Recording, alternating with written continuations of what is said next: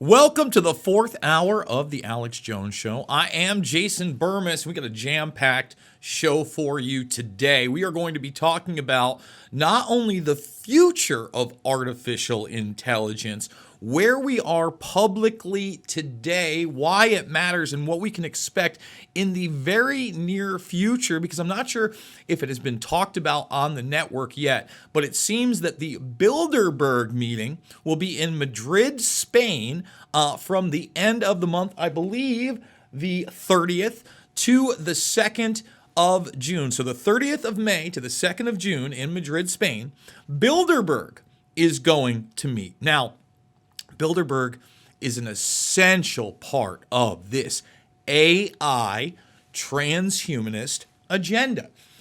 And when I say that with ferocity. Last year, there were more AI representatives, and Sam Altman of OpenAI got his first Builder bid, and he is now a Builder bro. Who's on the steering committee of that? A man named Eric Schmidt. And we're going to focus on Eric pretty heavily in the beginning of this segment because it's really important. This book is called The New Digital Age, Reshaping the Future of People, Nations, and Businesses. His co-author, Jared Cohen, also a Builder bro and CFR attendee. I literally, for today, because we're going to show a clip of him, Eric Schmidt, talking with Henry Kissinger, who was also a steering committee member until he died at Bilderberg, about their joint effort and joint book on AI that is so essential. So listen, we have it marked now. I've opened up one page. I'm like, I guarantee no matter what I open up to, it's going to be relevant here. So on 181 of this book, literally the first page that I opened up to, I want you to listen to this and see if it sounds like something that happened later on. This is 2013. Moreover, due to technology, companies' involvement in security threats, their products are being used by terrorists. The public will eventually demand that they do more to fight against extremism. Now, it's not the public, right? It's the media narrative, but he knows that.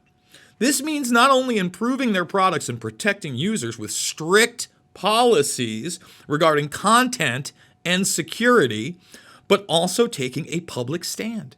Just as the capitulation of MasterCard and PayPal to political pressure in the WikiLeaks saga convinced many activists that the company took sides, inaction on the part of technology companies will be considered indefensible to some. See what he just did there?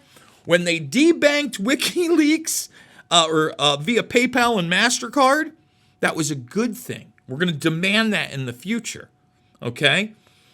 Fairly or otherwise, see, it even tells you, fairly or otherwise, it's otherwise, folks.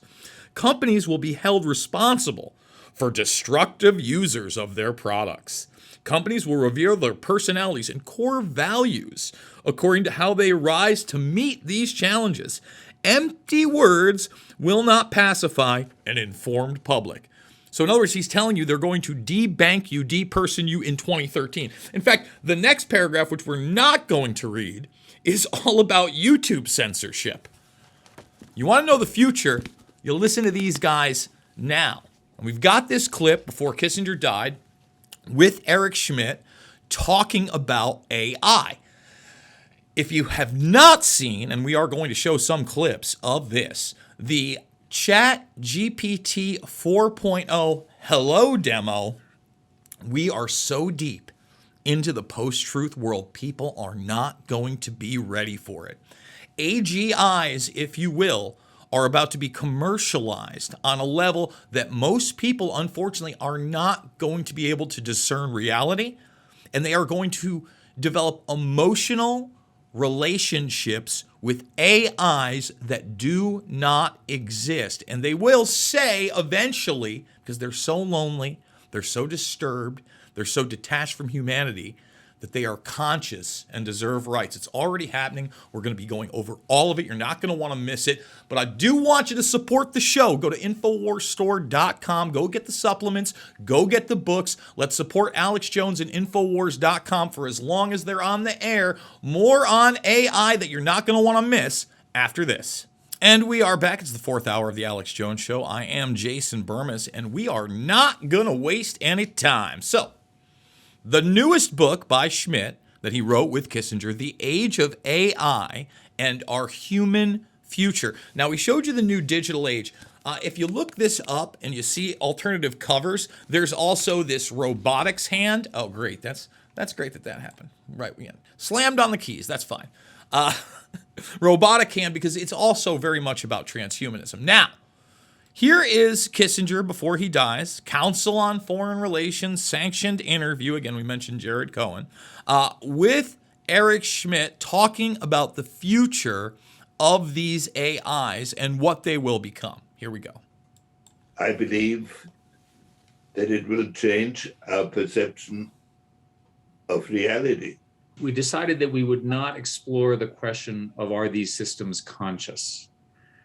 What we would say is that these systems will have human-like intelligence, but they're not human. We do not take a position that they have consciousness or pain or anything like that. And the scenario goes something like this. My own opinion, people disagree, is in 15 years or so, there will be computers that not only have the kind of capability that we have been discussing in our book, but they'll also be able to begin to set their own objective function. In other words, they'll be able to say, I want to work on this problem. And at that point, the definition of who we are becomes very interesting. Dr. Kissinger talks about this in the context of, as a historian of Spengler and Kant and the philosopher, of what does it mean to be human, how do we think, and so forth. And when you have a system, in my view, 15 plus years from now, that will think as well as you, but in a different way, it will call into the basic question of what does it mean to be human, especially if we're not the top person in intelligence anymore. In fact, a non-person is even smarter. So notice that he kind of separates humanity from personhood and gives the AI personhood that's going to be superior. I'm going to tell you again, whatever AI is, it is absolutely programmed. There are restrictions. Chief AI officers are now being named everywhere. The last time I did this show, I talked about the HHS, the Health and Human Services, naming that chief AI officer. They've done so in NASA. NASA's going to be a heavy part of this presentation a little bit later on.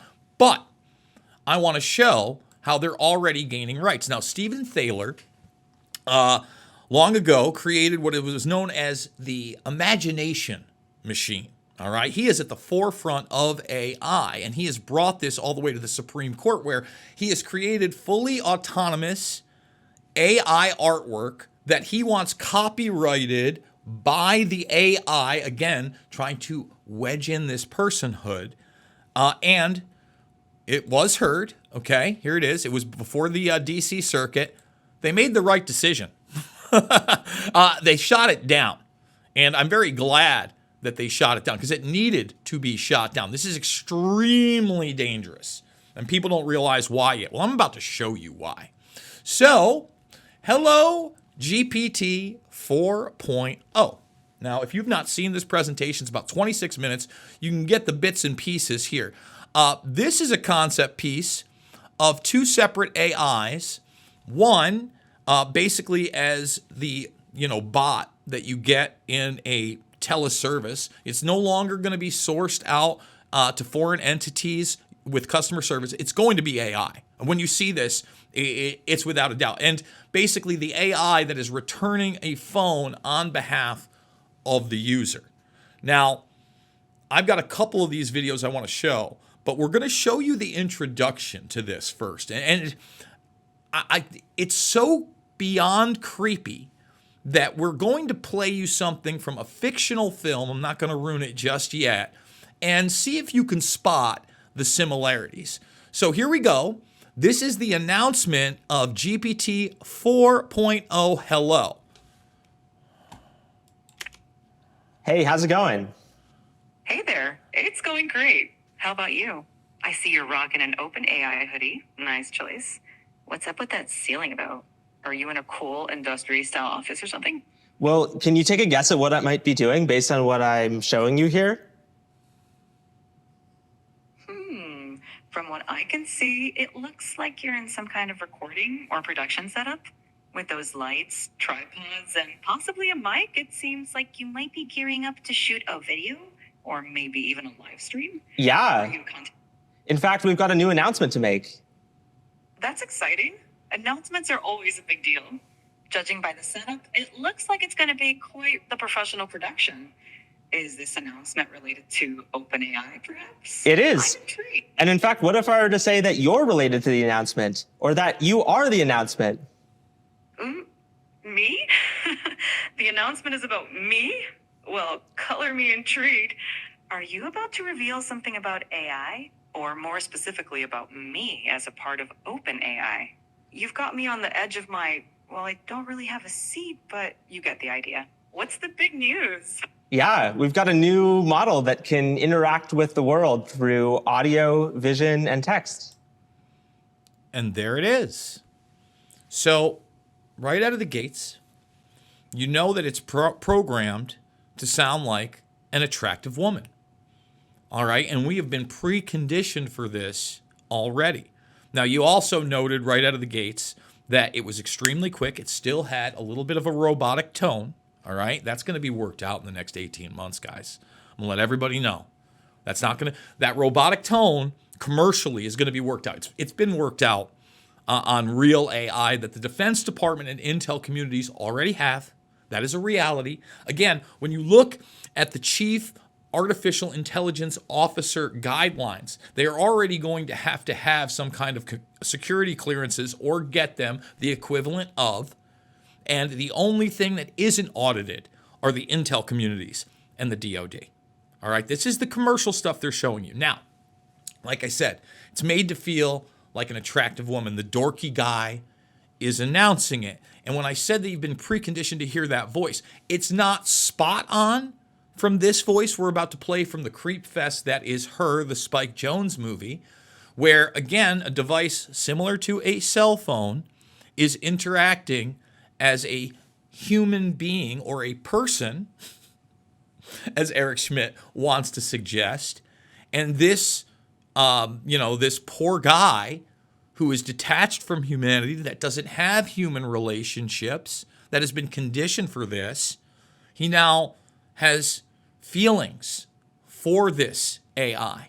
All right, so this is Her, and man, this movie, by the end of it, made me feel so dirty. It made me feel as dirty or worse than when I first saw House of a Thousand Corpses by Rob Zombie. That's how creepy this was to me. So here we go. Well, we'll get to that in a minute. Now, again, you feel real to me. You feel real to me. He's almost crying. They humanize it. Look, Joaquin Phoenix is a great actor. There's no doubt about it. Okay? But it's not just going to be audio. All right? The audio thing is what we're being prepared for now. It's out there. And if you tell me that voice doesn't sound like the demo avatar, you're not paying attention. And by the way, this has real-time language translation. They showed that in the demo. It's a very powerful AI. There is no doubt about that. I want to show you what is already, again, commercially available via video. Now, this isn't live streaming yet, but you can only imagine where we're going to be in 18 months. So, heygen.com is right now you can build a free avatar either based on yourself. You're looking at one right here. This is an avatar you could choose or something else. And all of these, none of these are real videos. Let me repeat that. None of these are real videos. You get to choose from these avatars if you would like. You can record your voice or someone else's, but let's say you want to speak in Mandarin. This will automatically, in your voice and the video, make an avatar that speaks in Mandarin. You can reach a whole new level. Look, I mean, these are the avatars right now, folks. Maybe you've already seen one and you didn't even realize it. Obviously, they've got the fantasy stuff too, but you notice they've really, really buckled down on the reality. There are the voices, the languages. These are available now. Again, it's not live time, but when it's going to be coupled with an AI like that, your FaceTime's not safe.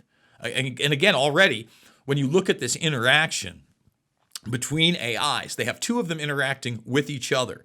You can tell that customer service over the phone, in 18 months, I'm predicting at least 20% AI, if not more. Within 5 years, 99%. 99% AI is going to be what's taking your phone calls. It's going to be very difficult to talk to a human or even distinguish whether or not you are talking to a human. Now, I want to talk education because that's really the next place that we need to go, okay? I noticed this article. This is a very dangerous thing. Just like it's very dangerous to get emotional about things that are 100% programmed. Teachers struggling with burnout. They view AI as a tool to ease the burden, says survey. Notice that's Fox News. Anybody out there clinging to this right, left, Johnny nonsense. This is authoritarianism top down. All right? I'm sorry. It ain't about the party system. The uniparty's been around for a very, very long time. And if you think Fox News is any good for you, again, I'm telling you to watch it all, have your own discernment, but be able to ferret out the propaganda. That's propaganda. They are trying to move physical teachers out of the arena of education. So again, the programming is what your kids get. And then they're going to have an emotional attachment to the AI, no doubt about it. And so, first of all, it's absurd. I know everybody wants to go out there and say, teachers deserve more, teachers deserve this. Guys, the reality is teachers get weekends off. They get holidays off. They get summers off. And they work about 180 days a year. Now, you want to do summer school too? Okay, it's going to be a little bit more. Great. You're going to also make a little bit more money. I'm not saying that teachers are paid the greatest, but guess what? Most teachers, they ain't the greatest. They're just human beings. Now, I was lucky enough to have some pretty good teachers throughout my lifetime, okay? I do think it's an important position, but mostly an important position, not just because of education in the sense, but, social morality and the fact that that person has empathy. They are not apathetic. They are not programmed to ignore certain things. They have emotions. Sometimes they push back. Now, we haven't had as many, but you bring machines in, there's zero pushback. Zero pushback. And I'm going to tell you right now, this is a tool and it could be used for good. Like as an at-home tutor for your kid in mathematics, until the day that they actually tell you that 2 + 2 = 5, like that's the real deal and that's it. Mathematics does seem in some ways to be a safe use case for this education system via AI. But again, I don't want to see teachers replaced. And I'm going to show you how effective this is by this demo where, you got geometry, trigonometry, calc, etc. Those aren't going anywhere. And this kind of takes a semi-advanced math problem and walks this kid through it. Now, I've actually used similar things like adaptive learning. It is not like this AI that, again, generates the persona of a very human-like actor. So here we go. We're going to check it out right now. Here's yet another part of that OpenAI demo. OpenAI invited myself and my son Imran here to try out some of their new technology. And so we're curious about how good it might be at tutoring someone in math on Khan Academy. So let's get it started. It's loading up. All right, make sure it can see our screen. Actually, in this format, Hello there. I'm here with my son, and I'd love you to tutor him on this math problem, but don't give him the answer. You can ask questions and nudge him in the right direction, but I really want to make sure he understands it himself. And he's here in the room, so you can talk to him directly.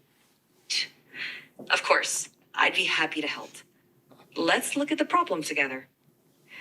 Can you first identify which sides of the triangle are the opposite, adjacent, and hypotenuse relative to angle alpha? All right, so I'm pretty sure this is the angle alpha right here, right? Perfect. That's correct. Now, looking at the triangle, which side do you think is the hypotenuse? Really, Remember the hypotenuse? I'm not totally sure. I think it might be this one, but I really am not sure. This side AC. You're close. Actually, side AC is called the adjacent side to the angle alpha. The hypotenuse is the longest side of a right triangle and is directly opposite the right angle. Can you find which one is the hypotenuse? Oh, okay, I see. So I think the hypotenuse is this really long side from A to B. Would that be correct? Exactly. Well done. Now that you've identified the hypotenuse, can you identify which side is the opposite side to angle alpha? Okay, well, I mean, you told me earlier that this was the adjacent side, and I know that's the hypotenuse, so I'm guessing that this side, BC, is the opposite side. Great deduction. That's absolutely correct. Now that you've identified all the sides relative to angle alpha, do you remember the formula for finding the sine of an angle in a right triangle? Yeah, I know that the sine is equal to the opposite over the hypotenuse. Perfect. That's absolutely right. Now, can you apply that formula to find sine alpha in the triangle using the lengths of the sides that we've identified? Okay, so, I mean, you told me that 7, this side BC, is the opposite side. And then you said that the hypotenuse is the longest side, so that would be this side AB, which is 25. So would the answer be 7 over 25? Excellent work. That's correct. So there you go. And again, it has that very non-threatening kind of feeling.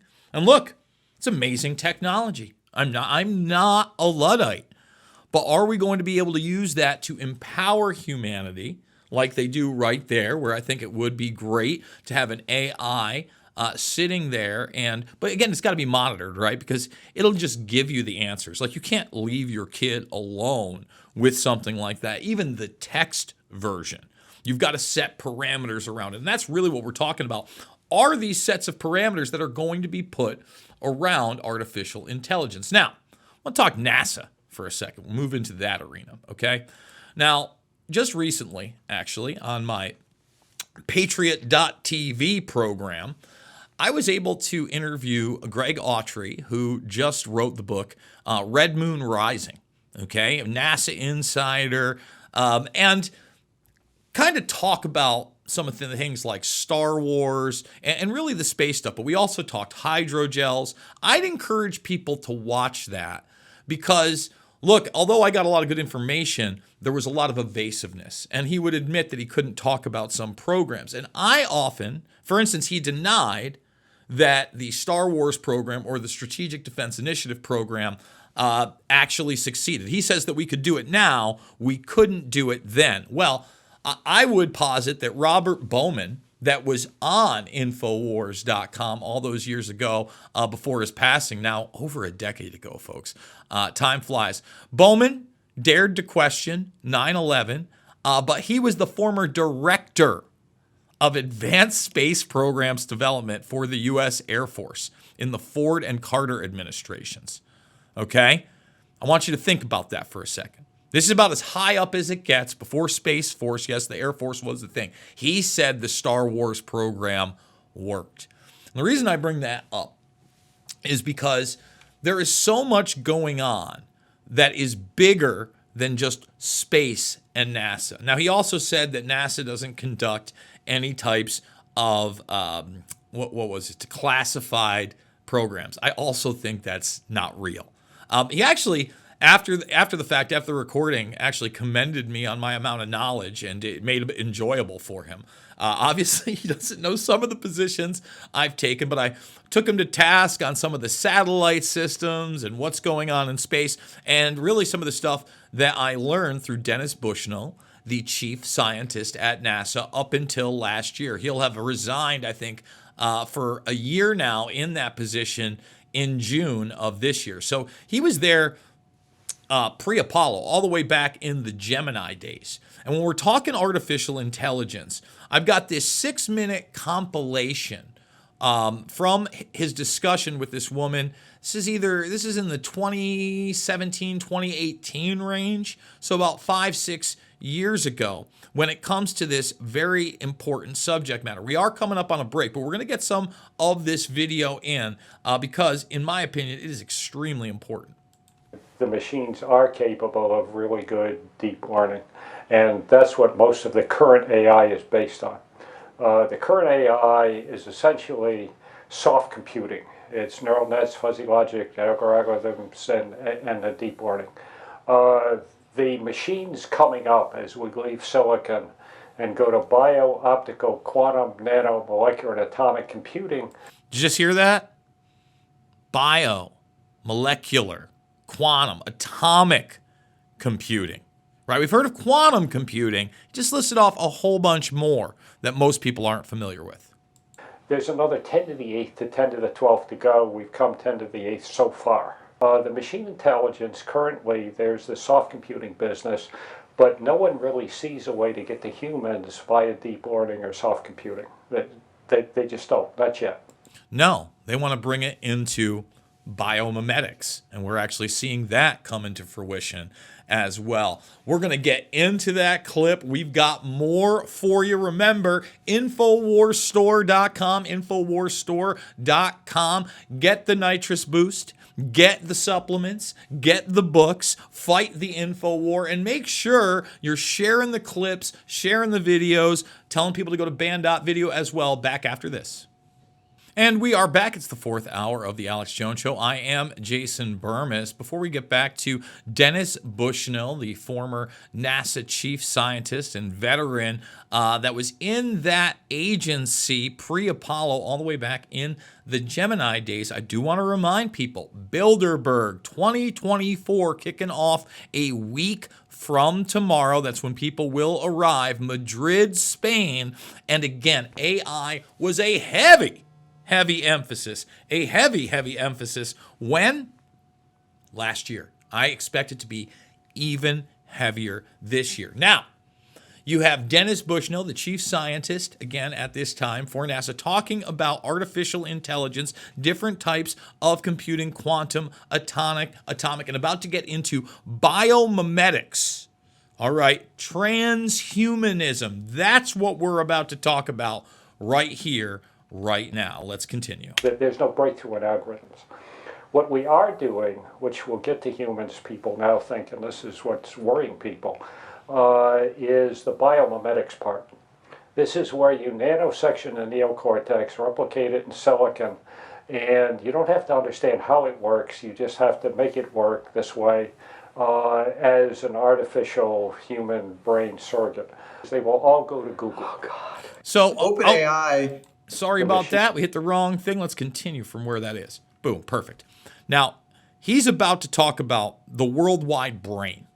All right. And you notice he's already announcing Google is going to be that worldwide brain. All right. Pay attention, folks. Again, Schmidt, just in case you didn't know, other than the Bilderberg Steering Committee, what? He was the head of Google Alphabet for a very long time. Still works with the National Security Council. I mean, you want to know what the deep state is? It is that. Now, he's going to tell you that they are just going to read everything on the internet. There's going to be zero privacy.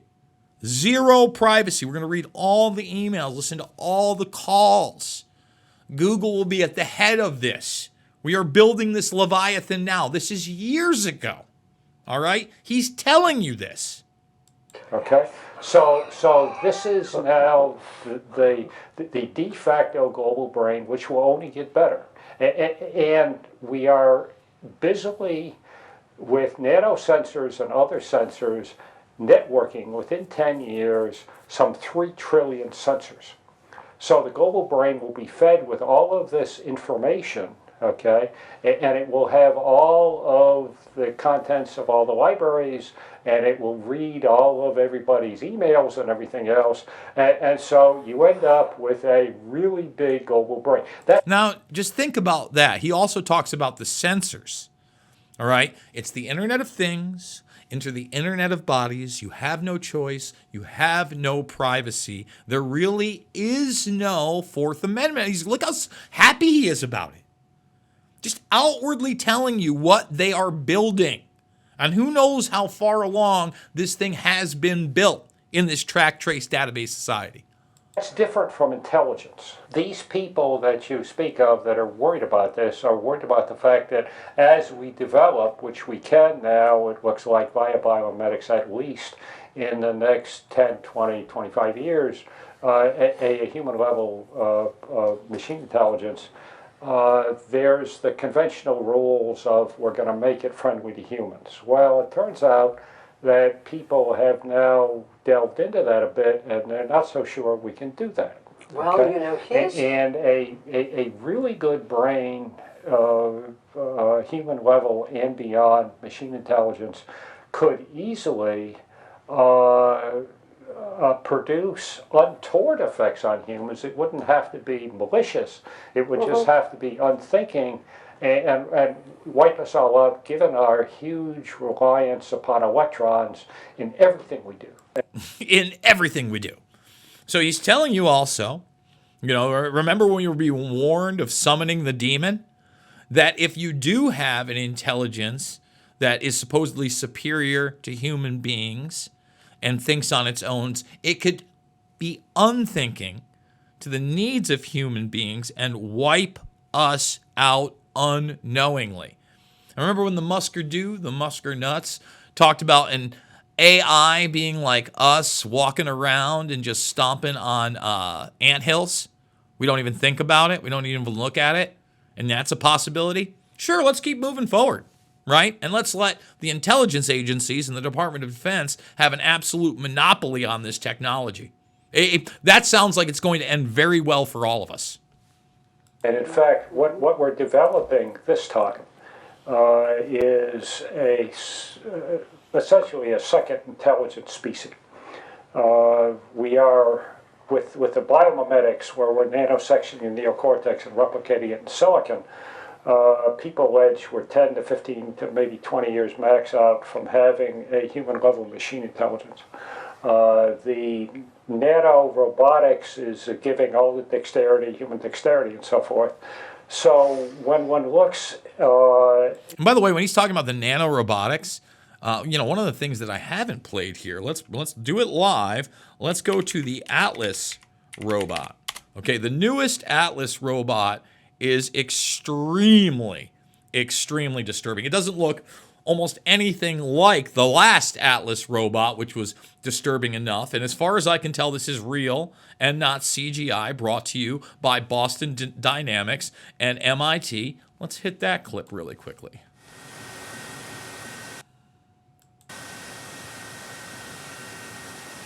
Notice it looks like spaghetti on the ground. It's not plugged into anything anymore. Let's take a better look.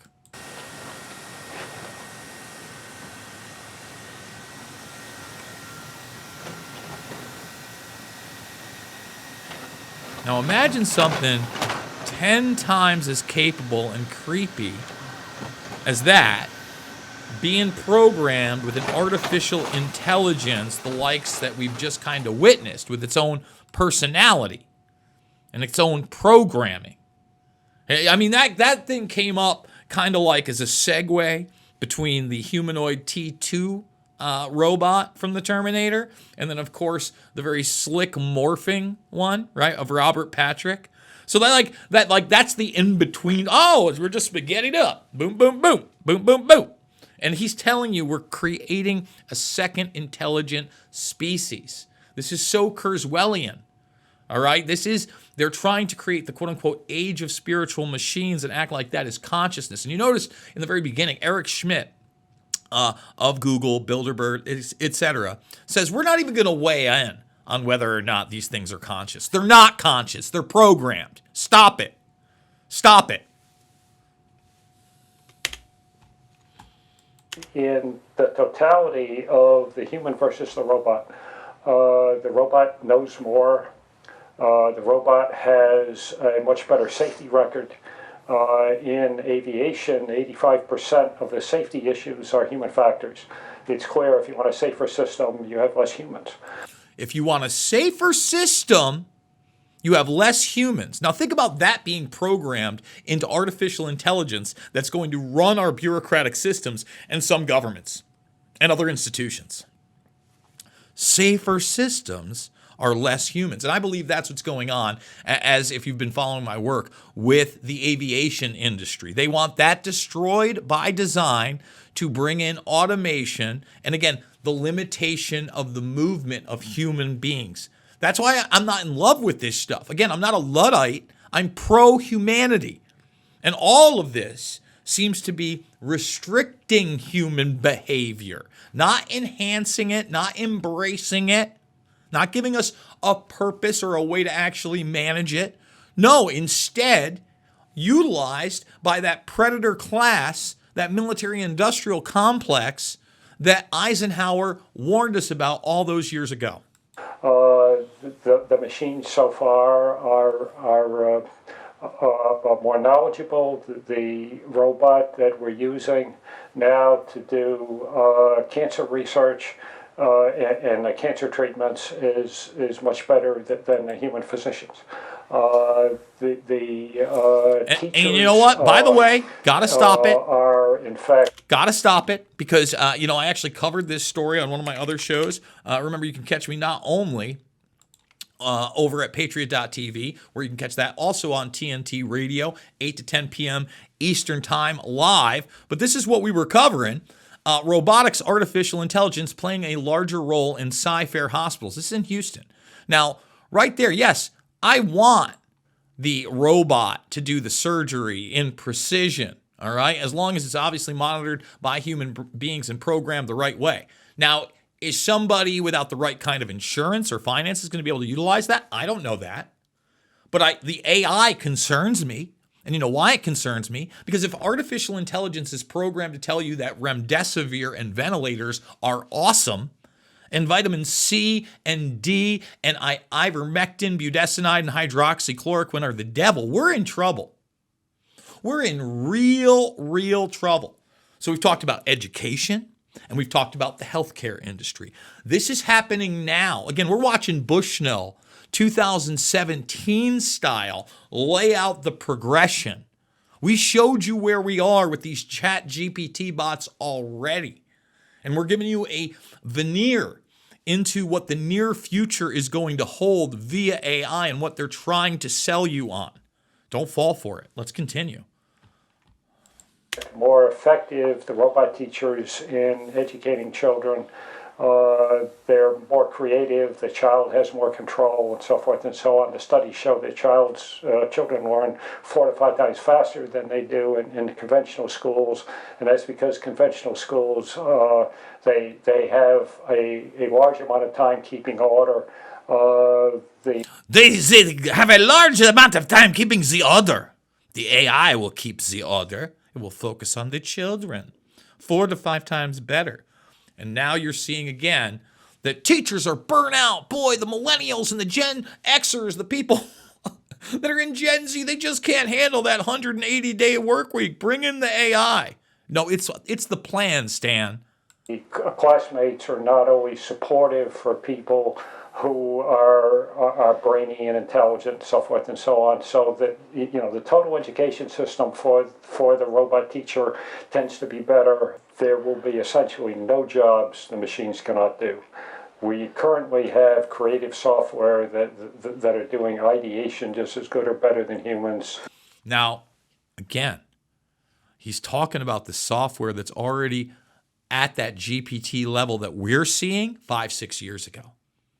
Right? Cat's out of the bag, folks. You can only imagine what they've got under wraps. That's why they're in such a mad rush to regulate all of it. They don't want this technology in our hands so we can be innovative and try to combat their great narrative that these things are going to be conscious. And by the end of this, he's going to tell you, by the way, that you're not going to have a choice and that the machines are becoming us. We're becoming the machines. And the best that we can probably hope for are human contaminated machines make me want to vomit. You want to talk about anti-humanity? It's right there. Now, the creative jobs will be the last ones to go, but I have not been able to discern any jobs that machines cannot do as machine intelligence and all the rest of the autonomous robotics develops. So now we're to your question, okay, what do you do with these people? There's essentially three options. You've covered one, which is the guaranteed income. So again, universal basic income is a very big part of this. They want to get you on the dole so that they can control you, so you can become obsolete, so you don't have a purpose anymore, so you will acquiesce to these things. Again, Sam Altman, the new builder bro, launched his universal basic income global token. It's called WorldCoin. All right, where this steampunk crystal ball harnesses your soul, aka your biometrics, and it makes sure that it can discern that you're a real person to combat all the AI fakes that we're about to be bombarded with, that we just saw through avatar software and this Chat GPT. Hello. So first thing he's going to push is the universal basic income. And the machines can produce the productivity, the wealth necessary to pay this. It's just the machines do the work instead of the people. Yes, you have to change the cultural milieu, but this is eventually doable. So what he's telling you is we can socially engineer this and make people believe it. We can socially engineer it to make people believe it. Now notice, she's kind of concerned about this because her generation was promised that we were going to have 30-hour work weeks, own a bunch of stuff, learn how to play the piano and the violin because we were going to have so much free time due to technology. The complete inverse and opposite happened. This is only one approach. The second approach is the fact that what's changed since you last looked at this is the whole technology level. And we humans are now converting ourselves into cyborgs. We're becoming the cyborgs. Oh.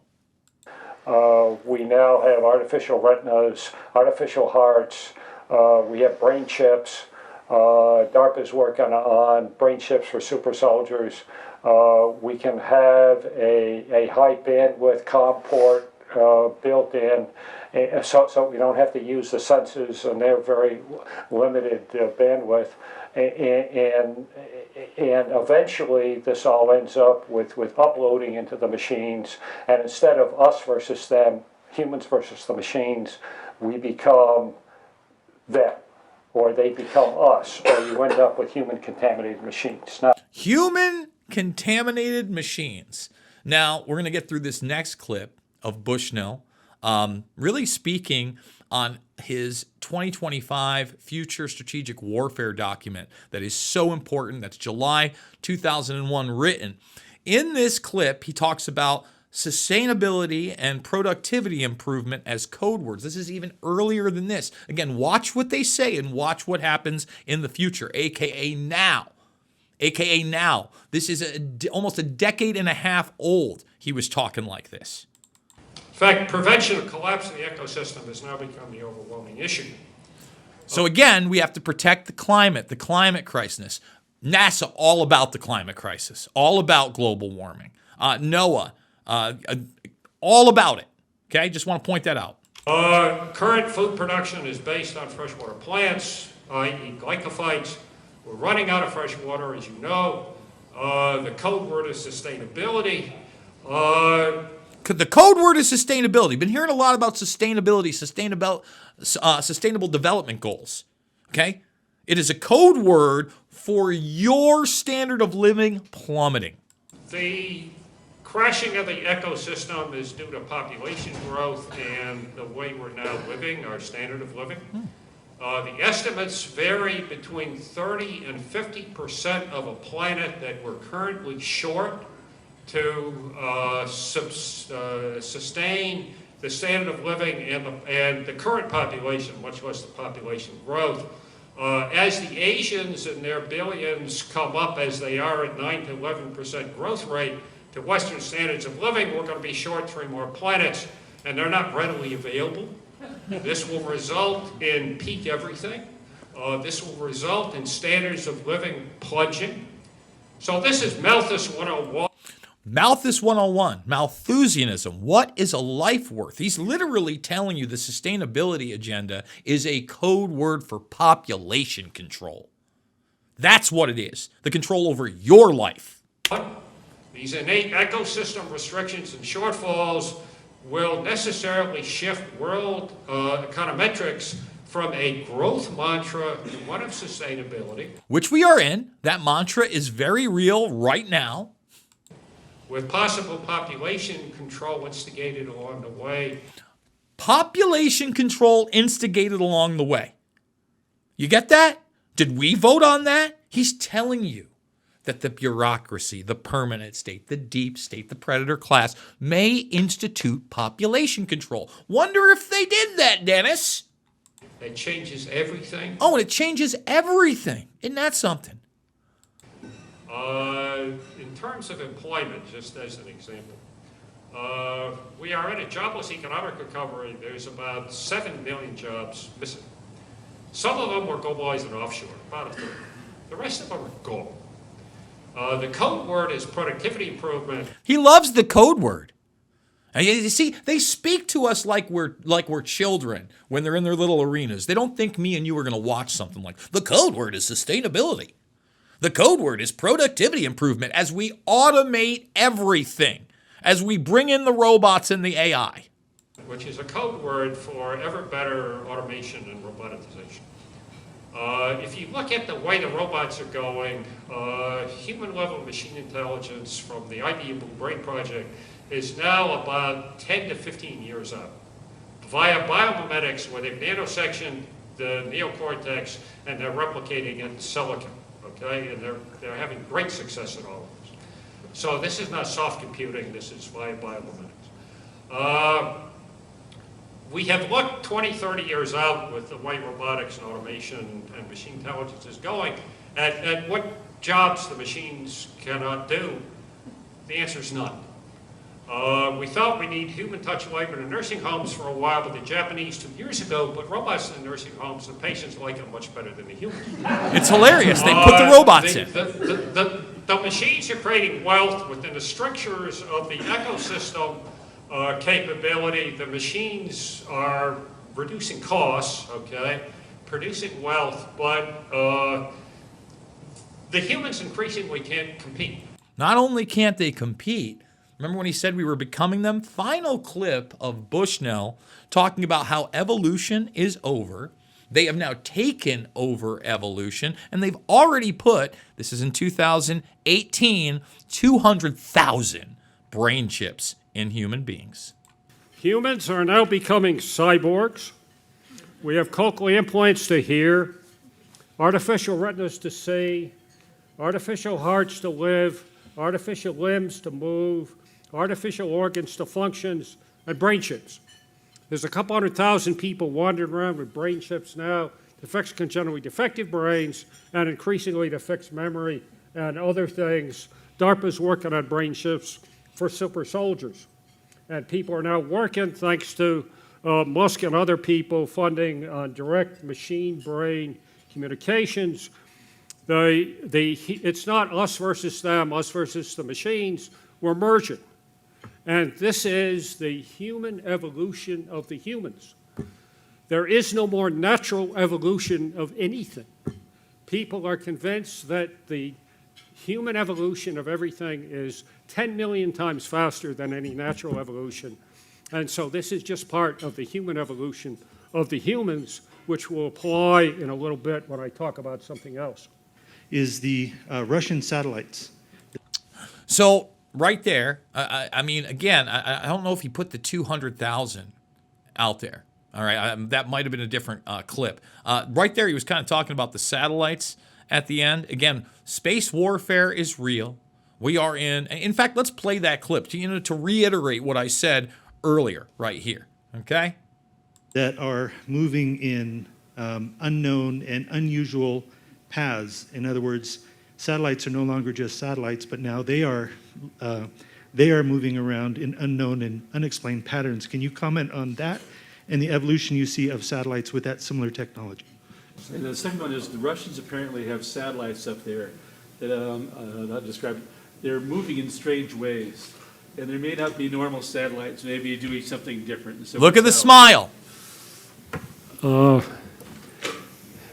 comment. Oh, come on now. Killer satellites? Are they? No? Okay, all right. Sorry, Ty. One No, for no. two. What he didn't tell you is I'm the NASA rep to the National Intelligence Council.